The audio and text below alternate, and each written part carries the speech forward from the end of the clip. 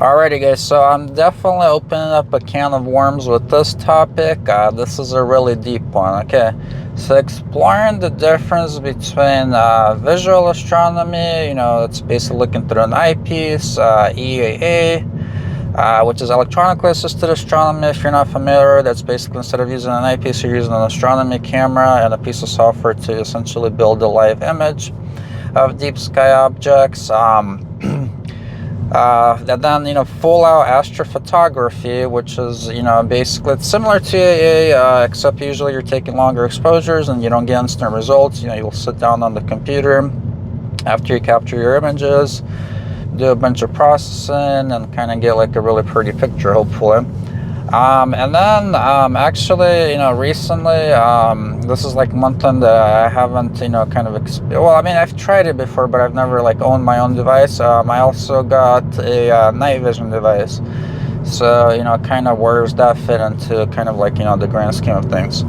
Alrighty guys, so this video was recorded in a little bit of a different setting. It was while I was driving because I just came back from a 2-day, 1,400-mile round trip down to California to pick up this bad boy. It's a Meade RCX 16-inch OTA that hopefully one day I will run in my observatory. For those of you that might not be familiar, I run a little astro blog called AVT-Astro.com and of course this YouTube channel. So if you're not subscribed, please do consider subscribing. Over the years, I've had the privilege of owning over 100 scopes, more accessories than I could count, and let's get down to the topic of this video.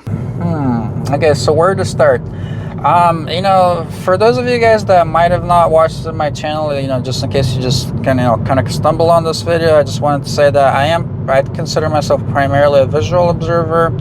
I love doing visual work, although I do EAA, and I do astrophotography, and like I said, I kind of got into night vision, which I also consider to be visual as well. So I do it all basically, but I consider myself more of a visual person. Definitely not like leaning towards astrophotography more, and I'll kind of discuss more of them, like kind of why I don't lean more towards astrophotography. Okay, so anyway, starting with visual observing, like what do I like? Why do I really enjoy it? And where do I kind of see kind of comparing to the other types of forms of amateur astronomy, basically. Well, guys, visual, I mean, like, I don't know, like, to me, there's something special about actually seeing the light that left, those objects, whatever you're looking at, whether it's like nebulas, planets, galaxies, whatever, I mean, you're literally seeing the actual light that left, like that object, like if it's in our solar system, it's, that doesn't take that long to travel. Or, I mean, if you're looking at distant galaxies, I mean, it could be billions of years old. Like, I've personally visually observed a galaxy that's called IC 1101. That's about a billion light years away. I mean, so that light that I saw with my own eyeball literally left, that galaxy roughly a billion light years, ago. So, I mean, like, to me, that is super, super cool. So some of the strengths of visual observing, just in general, I'd say like probably the main strength is that it's way simpler to do. As far as like observing easy objects, I know like looking at the moon, looking at the brighter deep sky objects, looking at the planets, fairly easy to do. And kind of get instant results. Like, I mean, I've like obviously most people have seen like astrophotography photos, and the EAA would be really similar. Like most people, like they do like like if you make a cool picture, like they'll be amazed and stuff, but the like kind of craziest reaction that I've seen with people for their first time looking through a telescope at, like, let's say Saturn, and just seeing the rings of Saturn like in real life. I mean, you kind of can't replicate that with the other facets of astronomy. So like for me, like that's that's a really big strength. Like it's super nice. Visual, I will say some objects, like to me, they do look better. Assuming you've got good equipment. than they do like in astrophotography even. So to me, like open clusters, for instance, they definitely look better than they do in astrophotography. Not that you're seeing more detail, just aesthetically they're more pleasing. Like, you know, like arguably the planets, you know, like they don't look like in astrophotography, like if you're doing like, you know, if you got like a big old SCT and you know you're taking pictures, you're definitely, you know, like with stacking and stuff, you definitely see more detail on the planets. But like, you know, seeing that detail live is super cool to me as well. So that's another, you know, kind of like plus to visual observing the moon. You know, that's another one of those objects that, you know, like the first time that people see it through a telescope, you know, a decent telescope anyway, I mean, they're just totally blown away and they can't believe that, you know, they're actually looking at the actual, like, you know, real life, you know, basically image. Okay, so those are kind of like the main advantages, like, you know, like a visual to me. So again, it's kind of like you're kind of more connected to like the actual, you know, thing that you're looking at. That's like the way that it's summarized.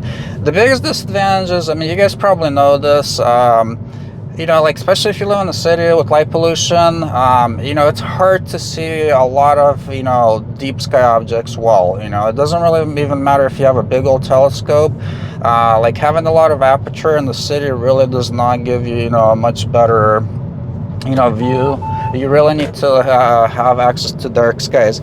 That's one asset where like having either EAA or night vision or astrophotography, you could use filters to kind of really like punch through a lot of that light pollution, especially on nebulas. I mean, they do work on, you know, to some extent some other objects. I'll kind of, you know, touch on that.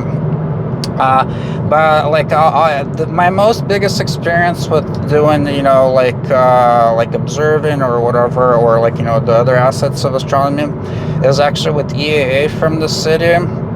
Back when I used to live, you know, kind of like more in the city. Now thankfully I live kind of in a darker sky side.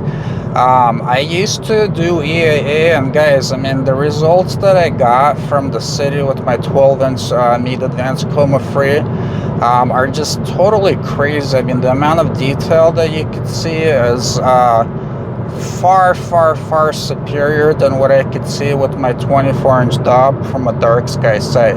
So, you know, having that basically technology assistance does definitely give you like a lot more punch into the deep sky, you know, type of you know, arena basically. Alrighty guys, so the other obvious, you know, or, you know, maybe not so obvious then, is that obviously these days, you know, we're in a very social media, you know, focused world, I guess. And it's really hard to share views of, you know, like what I'm actually seeing through a telescope visually with other people, right? I mean, unless they're, you know, right there with you. So I think, you know, like overall, like if you, like even here on YouTube, right? Like the visual observing channels are far, far few and, you know, between compared to astrophotography. Because with astrophotography, I mean, obviously, you know, when you take the picture, you can show it to people, you can show the process a lot better, you could show the techniques a lot better. I mean, the best thing that I can usually do is kind of describe what I'm seeing and that type of deal. So anyway, sharing views, I mean, that's obviously like, you know, a big downside to visual and to night vision devices, although not as much, because with night vision the image is so bright that you can't actually, even with your cell phone, take pictures of most objects. It's not really the same as seeing it with your eye. I'll kind of get into that more later, but anyway, I'll kind of, you know, sum up visual that way. I love it. It's from the city, it is more challenging, especially on the deep sky stuff, like planetary, the moon, you can do easily from the city. Yeah, the next one that I'll kind of do is night vision, because I think it's a lot more closely you know, kind of linked to just pure visual observing. I mean, it feels very, very similar. So what is night vision? Basically, you know, like I'm not gonna get into all the details because I don't really know the details, But anyway, what a night vision device does is, you know, like a light atom will come into the device, right? Like you'll hit a sensor, and then the sensor basically, the tube, the night vision tube, is essentially intensifies the light and kind of multiplies it essentially. So with the night vision device, you are not actually seeing the actual light that, you know, like whatever you're observing, it kind of emitted. So that's, you know, like some people, for them, that's like an automatic turn off. They don't want to have anything to do with it. It's very similar to kind of like almost like, you know, having a really fast, you know, kind of like EAA system almost. You know, it's essentially an instantaneous EAA system with like a little screen that you're essentially looking at. Now, having said all that, when you're actually looking through the night vision device, since it is instantaneous, I mean, like, I don't know what the refresh rate of it is, it's essentially like, I don't know, like very, very fast, essentially. It feels like, to me personally, like observing through an eyepiece. So that to me is super, super cool. Now, is it a replacement for visual observing? Absolutely not. First of all, the first thing that I'll say is I observe, especially like if I'm doing deep sky observing, you know, a lot with 100-degree field of view eyepieces, or even like, you know, let's say I'm using the better zoom, right? It goes from about 50 degrees to 68 degrees, you know, kind of through the zoom range, which at the 50 degree, you know, like at the 24 millimeter at the 50 degrees, pretty narrow, right? I've kind of talked about that if you watch my other videos. Well, a night vision device, believe it or not, it's only a 40-degree field of view, so pretty darn narrow. Although I will say, for whatever reason, it doesn't feel as narrow as like using, like if you were using like a, you know, like a 40-degree traditional eyepiece. I'm not sure why not. But overall, yeah, so the field of view, there's definitely a huge difference. So like when I'm using a 100-degree field of view eyepiece and I switch over to the night vision device, you could tell the difference, okay? You're definitely have a much narrower field of view. So that's one big downside. The other big downside is that there's no color. So like the current night vision device that I have is green phosphorus, so everything kind of appears greenish. Although when you're doing deep sky observing, you really don't see that green color as much. There's also white phosphorus, which basically the image is kind of like a turquoise, like a really white turquoise color. But still, though, there's no color. So all the deep sky objects that, you know, do show some color will not show any color at all. Any star colorations, because like even visually you can see a lot of different, you know, colors and stars, and even like a lot of nebulas will have some colors to them. That's all lost. So that's, you know, I would consider to be a big downside as well. Now, what are the plus sides to it? Guys, I mean, with the proper filters, with using proper filters with the night vision device on nebulas, it is absolutely crazily, insanely how much they like enhance the view of nebulas. I mean, like you can hand hold the device right at 1x and they just kind of scan the sky and you see like all kinds of crazy nebulas you didn't even know like existed. Like it's like, to me, it's kind of like the ultimate super nebula filter, okay? And then when you're using the device through the telescope, it also really enhances nebulas as well. Star clusters, I'd say that they do show more stars, so that's pretty cool. To me, they look better visually, like I said, even like compared to like pretty much any like, you know, type of you know, like observing or I guess method of amateur astronomy. The other one is, you know, galaxies, like this night vision enhanced galaxies. So it's kind of cool. Like I live again under a pretty, you know, relatively dark sky side. I'm about a Bortle 4, so probably a little bit better than 4, but like around the 4. Like visually, I can't really readily see Andromeda, like with my naked eye.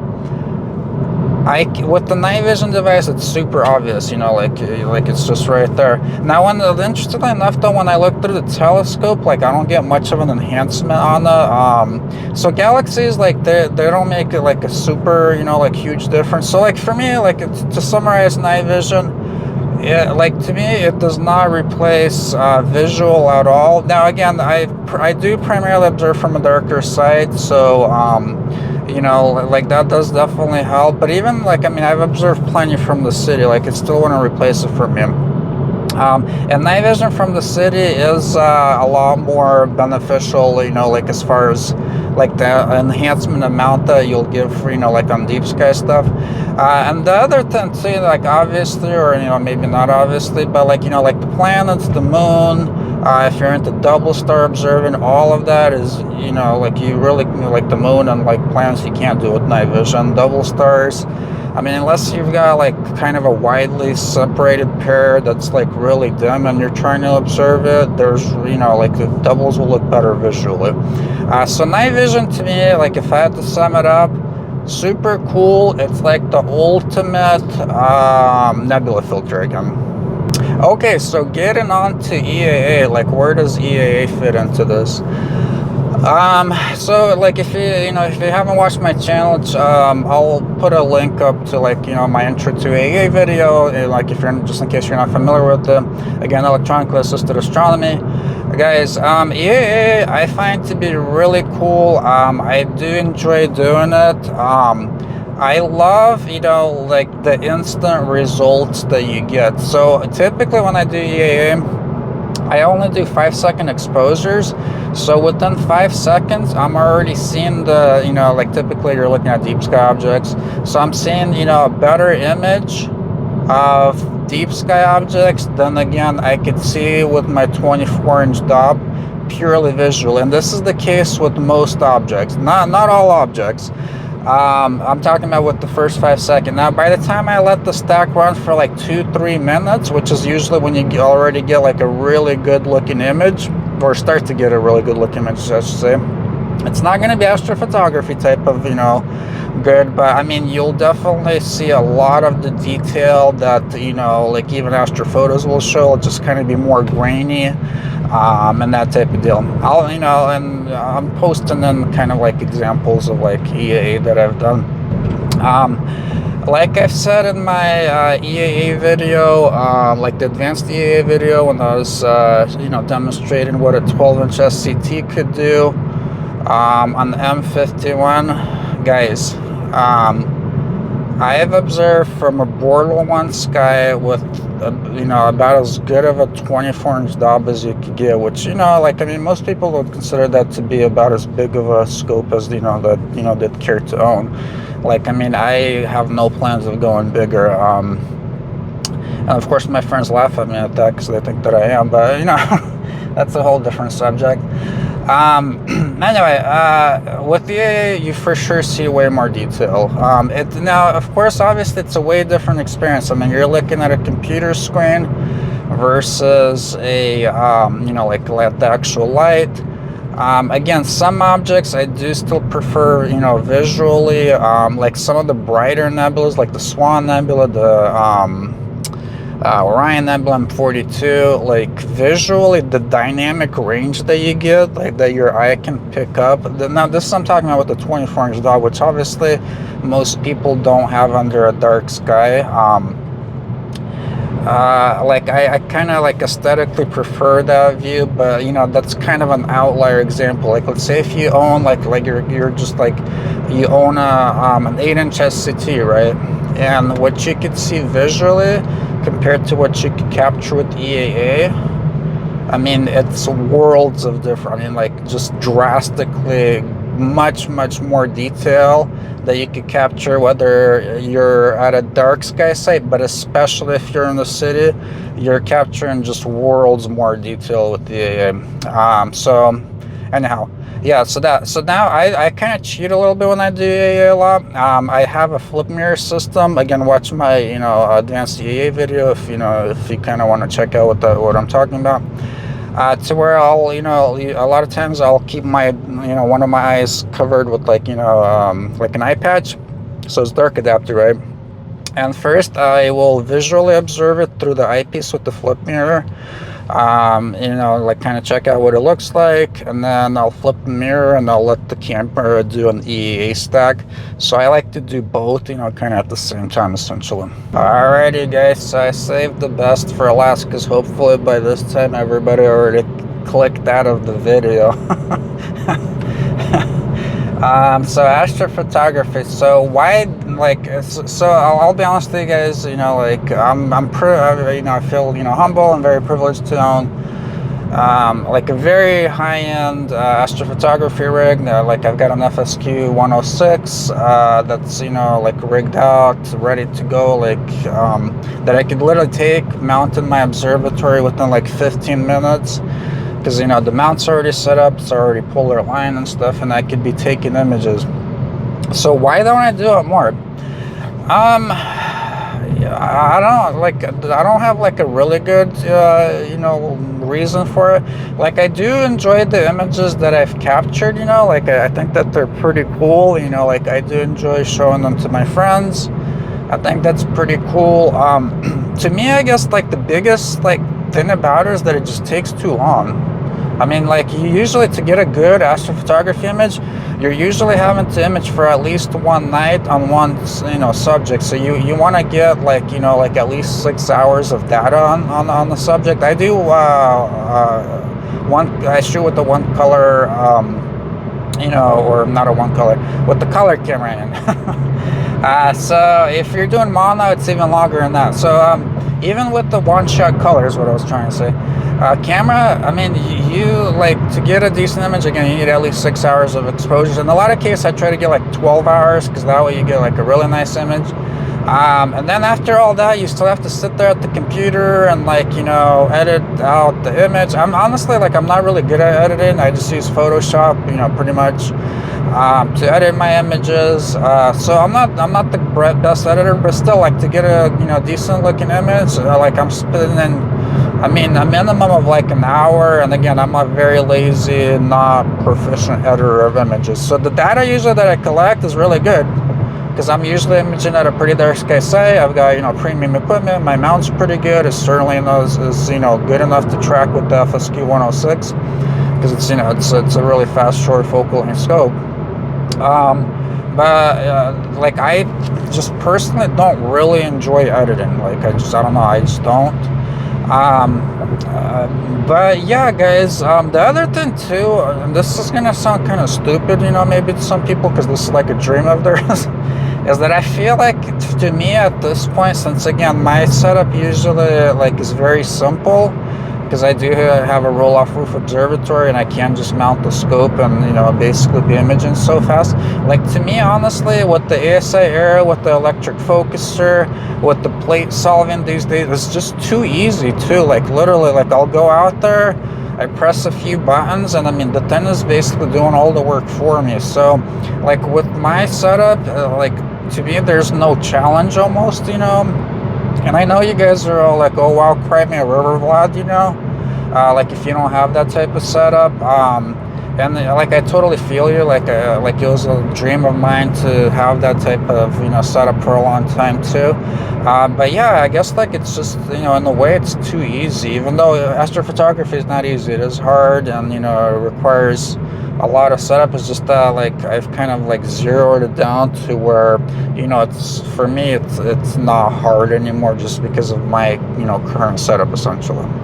Alrighty guys, to sum it up and kind of bring the ship home, I guess the final thought that I'd, you know, like to leave you with, just in case you haven't experienced all these different, like, you know, facets of astronomy, and, you know, you're kind of curious to do, you know, at the end of the day, this is just a hobby, you know, for us. So, like, you know, like, I really enjoy doing all of them. It's just that some of them I enjoy doing more than others.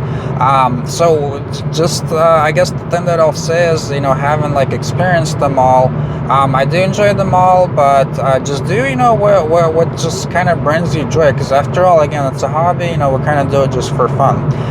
So yeah, guys, thank you for watching. If you guys have any questions, comments, or anything like that, and like in regards to any of these, you know, like specific, you know, like kind of facets of amateur astronomy, please feel free to leave a comment in the thing below. I do try to respond to every comment. Thank you guys for watching. If you're not subscribed, please do consider subscribing, and I'll see you guys in the next video. Bye.